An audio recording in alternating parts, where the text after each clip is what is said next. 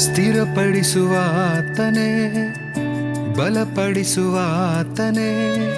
ಕೆಳಬಿದ್ದ ಸ್ಥಳದಲ್ಲೇ ನಿಲ್ಲಿಸುವಾತನೇ, ಘನಪಡಿಸುವಾತನೇ, ಹೆಚ್ಚಿಸುವಾತನೇ, ನಮ್ಮ ಪರ ನಿಂತು ಜಯ ನೀಡುವಾತ